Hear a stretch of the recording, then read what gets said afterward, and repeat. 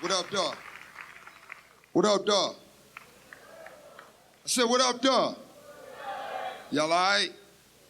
My name is Ed Genesis, the onlyest. I am the lead mentor with Speaking Forward. Y'all give it up for that one time. Well, today my conversation is with Ed Genesis. He's an artist, community activist. Thanks so much for talking with me here today. Thank you for having me today. Well, after learning a little bit about you, I was trying to think, like, how would I describe you? And to me, you're an overcomer. Overcomer, survivor is what I like to tell the youth a lot of times when I talk to them. So yes, born and raised in Gary, Indiana. Gary is poor. It still is to this day. And my father was murdered by off-duty police officers with non-registered police guns, and when I was 2 years old. So I was raised by a single mother in the inner city. And I say by the time I was in junior high, I had really fell into the wrong crowd, so to speak. By my 10th grade, I was expelled at 16 years old for taking a gun to school. I wasn't trying to be tough. I wanted to survive, honestly. I was afraid a lot. And there was a family meeting, and my grandmother told my mother, it's time that you get him out of here.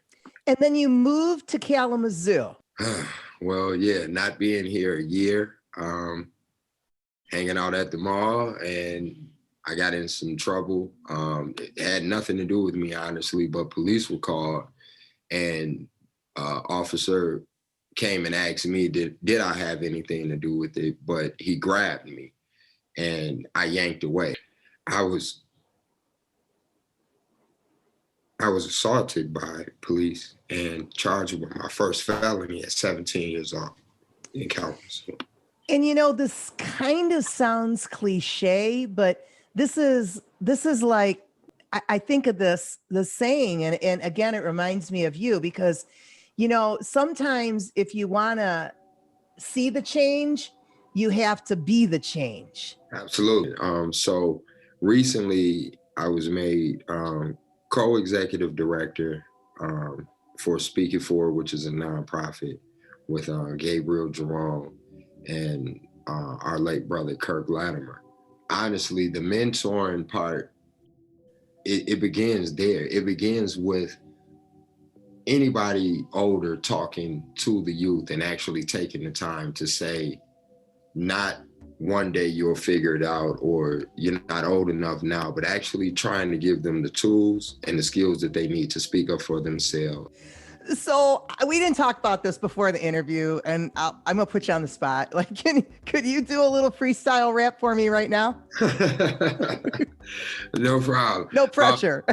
So this is IMC, and it is I know a lot of y'all heard of MCs before, just probably never knew what the MC was for. Is it microphone controller, move the crowd, master of ceremonies, or musical clowns?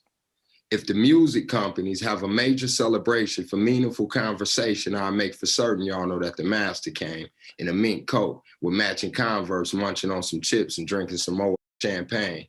Mike Kurtz doing my mic check.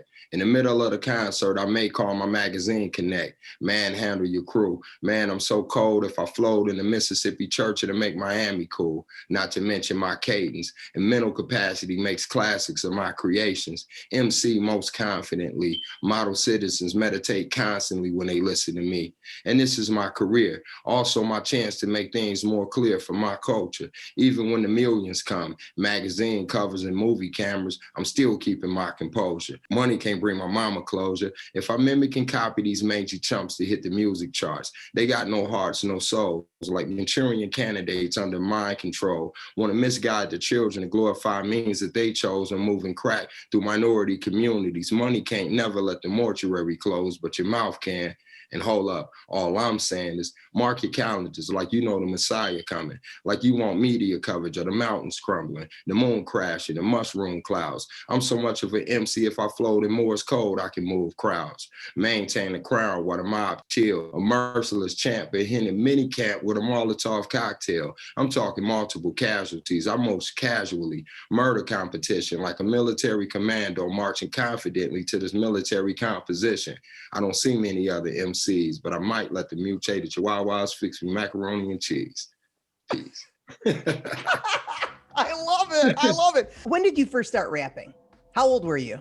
I was actually young when I first started, maybe 7 or 8 years old, just hearing the music and just wanting to mimic what I was hearing. I thought it was cool. It's some of the coolest things I'd ever heard. There's a lot of artists that would talk about entertainment as well as dropping some knowledge inside, and it would make me open up my Encyclopedia Britannica, which was before Google, and either that or the dictionary, and I would have to read some of these things or would have to ask a teacher or somebody. And so I thought these guys were phenomenal.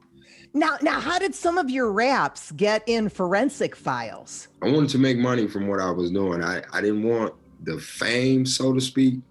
I wanted to be heard. I wanted to tell the stories that I knew, but I also wanted to figure out, how do you really make money from it? There's a guy in Battle Creek where we were recording at the studio. Wasn't his commercial, but his music was placed in a Dove commercial. And I said, well, how did you do that? And he said, well, I have publishing. And I said, wow. I started taking notes, same way I did when I was young. Went home, no longer Encyclopedia Britannica. Now we have Google. So I Googled what is publishing, and I got my publishing, and my wife was my manager, and the music supervisor heard my music, and he had it placed on forensics files. And you also competed in BET's 106 in Park, right? I submitted a freestyle to MTV2, Sucker Free Freestyle, and it made it, and it played for that entire year. So that opened the door for different industry type of things that says, well, you might want to check this out, or you probably should check this out. So BET 106 in Park had Freestyle Friday, and it would be where rappers would compete to see who was the best. And yeah, I went and auditioned, and I made it to the finals. Yeah. Wow. You said MC as opposed to a rapper, but what's the difference between like rap and spoken word?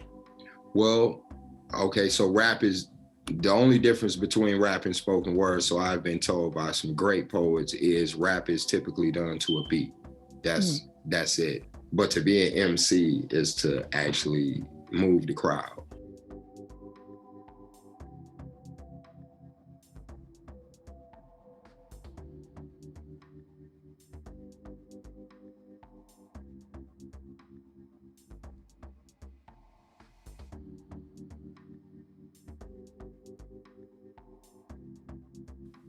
So Ed, when you wake up each morning, what motivates you? What motivates me is having the opportunity to actually say something.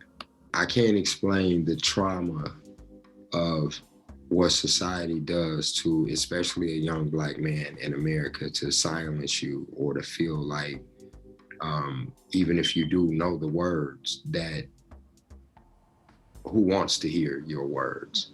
What motivates me every day is that I have an opportunity to keep picking at that same wall, or if we knock that wall down, pick at the next one. And as soon as I get the first chip in the wall, I call so many different people around me, like, hey, this wall's chipping, and we're just all right there at the walls. Well, Ed, I love your world. I love your world. I want to see it too. Thank you so much for talking with me here today and giving me a chance to learn a little bit about you and what you're doing here in Kalamazoo. I really appreciate your time. Thank you so much. I was born inside of a catch-22. Gary, Indiana, where they test any dudes, especially skinny dudes, just to see where your heart lies. Mine was wild and untamed. Blamed on a policeman pistol that banged. Pushed me in the game, left my daddy in the archives. I never learned much about love. From what I gathered and understood, if you from the hood, then you was one of our guys. And if not, then you had to leave from the spot. We was trained to squeeze off shots quicker than your car drive. Half grown, mad and gone off Mad Dog 2020 then. And you think I'm thin now? I was really skinny then and didn't really care about Nathan. Bad temper, very little patience. Bad winters, spent him in the basement, playing old jams like the Gap Band. Everybody hat bang, claiming they got next on Miss Pac-Man. And I wondered what really lies ahead in this room full of black men. My mama told me when drama on me, don't be scared, be prepared, or you might be dead. Ed, look, you're gonna have to fight, freeze, or hit the fence. I'm like, Mama, I got asthma. Don't none of them answers make sense. Had to find the perfect route to work it out in the inner city, being skinny. Thank y'all very much. Thank y'all very much.